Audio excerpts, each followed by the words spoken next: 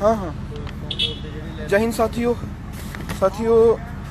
थोड़ी नेटवर्क की बहुत ज़्यादा प्रॉब्लम चल रही है, इस वजह से ज़्यादा लाइव नहीं आ पाता। तो आज हमारे भाई हैं दो चंडीगढ़ से, जिन्होंने डेरा मौजा में ज़मीन ली हुई है। वो किस तरह से परेशान है इस गुंडागर्दी से।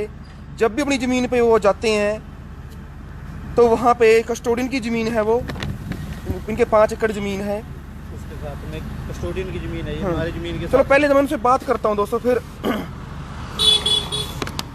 क्या नाम है आपका? बलविंदर सिंह जी। बलविंदर सिंह। हाँ जी। तो कब से ज़मीन ली थी आपने वहाँ पे? हमारे बुजुर्गों ने ली हुई है ये ज़मीन पुरानी। अच्छा, पुरानी ज़मीन है। हाँ जी। तो क्या मामला है, बताएं, पूरा मामला बताएं जनता को। ज़मीन के साथ में जी कस्टोडियन की ज़मीन लगती है डेरा मौजा में। डेरा मौजा में जी। जिसमें बगैर किसी उससे माइनिंग हो रही है, दिन दिहाड़े उसको खोदा जा रहा है। हमारी ज़मीन गिर रही है उस साइड में। हमने रोका तो बोलते हैं कि अपनी भाषा में बोलने कोई दिक्कत नहीं, कंफर्टेबल होकर पंजाबी में बोलने।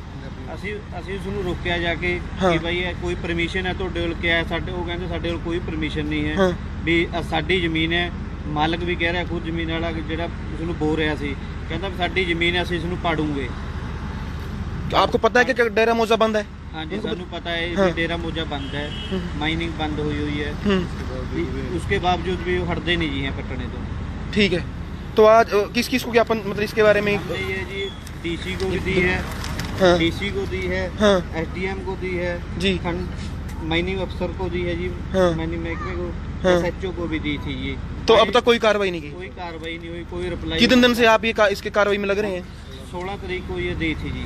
अच्छा। हाँ जी। कोई इसकी हमारे पास रिप्लाई नहीं आया आज तक जी, कोई फोन नहीं आया हाँ। कि आपको क्या समस्या है, क्या इसका क्या है, कोई तो हमारे। आपकी ज़मीन कितनी पाट दी गई वहाँ से? हमारे ज़मीन के साथ में 1 एकड़ है जी, जो हमारे साथ में पाड़ा जा रहा है। इससे आधा, 1 एकड़ में आधा एकड़ तो पाड़ दिया जी उन्होंने, आधा किला पड़ दिया जी है। अच्छा। हाँ जी। तो आपने उनको बोला था भी मतलब कस्टोडियन की ज़मीन तो वैसे नहीं पाड़ सकते, दूसरा डेरा मौजा भी बंद है, वो नहीं बताया आपने उनको उनको? बोला था जी उनको, हाँ। जो पाड़ने वाले हैं उनको बोला कि ये तो माइनिंग अपना बंद है। और कुछ पता है आपको कौन है बंदे वो, किस शहर में चल रहा है? ये जो ज़मीन को पड़वा रहे हैं जी, वो हमारे उनकी ज़मीन और भी है वहाँ पर। हाँ। वो उनका नाम है जी बनारसी रोशन कुमार पुत्र काशीराम।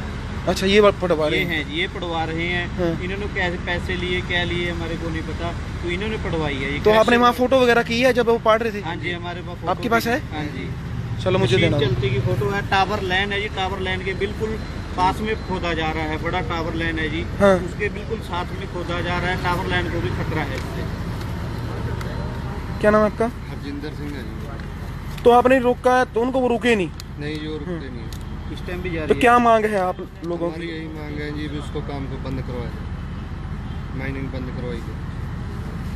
हमारी जमीन गिर रही है इससे। तो दोस्तों ये हमारे साथी हैं दो भाई, सुबह के वेट कर रहे थे ये। सबसे पहली बात तो ये है कि नारायणगढ़ में माइनिंग ही बंद है, और डेरा मौजा जो है, जो डेरा मौजा है उसकी माइनिंग बंद है, सॉरी। और उसके बावजूद कस्टोडियन की ज़मीन में तो आप पटाई कर ही नहीं सकते। ये इनकी धक्काशाही चल रही है। और मैं नई बात बता दूं आपको, जो माइनिंग का जो 250 करोड़ रुपए पहले उनको देना है, अभी भी उन्होंने कोई किस्त नहीं भरी। और धड़ल्ले से जो है प्रशासन की नाक के नीचे ये सब कुछ चल रहा है। किस तरह आम लोगों का जीना दुश्वार कर दिया उन्होंने, वो आपके सामने है। ये तो एक परिवार है जो खुल के सामने आया।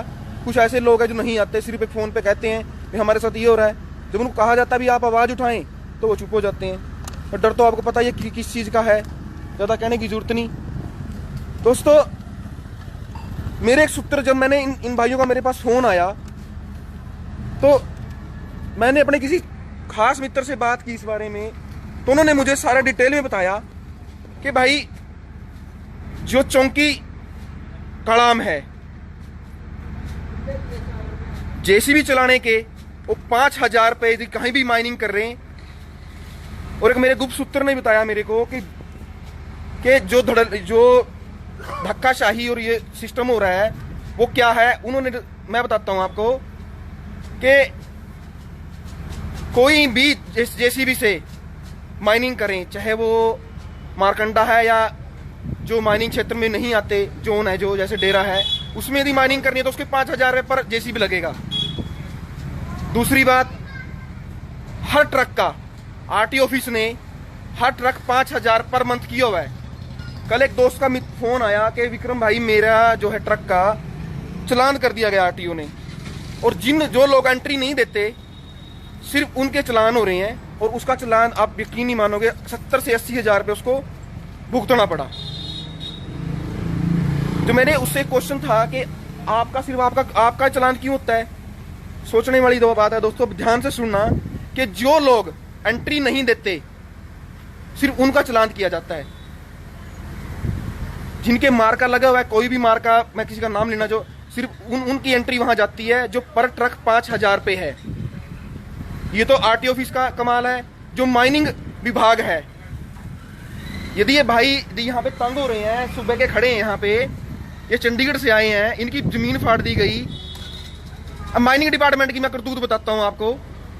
माइनिंग डिपार्टमेंट पर प्लांट 20,000 रुपये इनसे ले रहा है। यदि वो कार्रवाई नहीं करते, आपको खुद पता होना चाहिए कि कार्रवाई क्यों नहीं होती।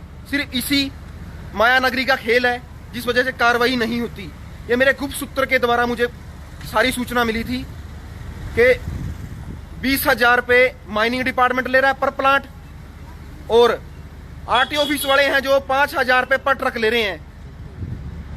और यदि माइनिंग जोन में, जो माइनिंग जो जोन से बाहर है, उन क्षेत्रों में यदि माइनिंग करनी है, उसके 5,000 पर जेसीबी लगेगा। ये हालात नारायणगढ़ विधानसभा क्षेत्र के हैं दोस्तों। आज इस परिवार को सारी की सारी जमीन की फाड़ दी गई, उसके बावजूद कोई कार्रवाई नहीं होती। चाहे वो डीसी को ज्ञापन दे दें, चाहे एसडीएम नारायणगढ़ को ज्ञापन दे, ये सॉरी अपनी कोई भी शिकायत दे दें, कोई कार्रवाई नहीं होती। मैं तो सिर्फ एक जनता से सामने ये सारी बातें इसलिए रखता हूं कि आपसे बड़ी कोई ताकत नहीं है, और आपके सामने ये सारी बातें रखता हूं। तो दोस्तों, इस जो धड़ल्ले से कम जो प्रशासन के पास ये वीडियो पहुंचे, उनको पता चले भी जो आला अधिकारी हैं, जो ईमानदारी भी तो बहुत दुनिया पड़ी है, प्रशासन भी अच्छे से अच्छा ईमानदार पड़ा है, उन तक तो ये बात पहुंचे। कम से कम उनकी कई बार उन तक बात नहीं पहुंच पाती, तो इस वीडियो के राही मैं उन तक बात पहुंचाना चाहता हूं। आप इसमें मेरी हेल्प करें और इन जो ये परिवार है इनको इंसाफ मिले। धन्यवाद दोस्तों, जय हिंद।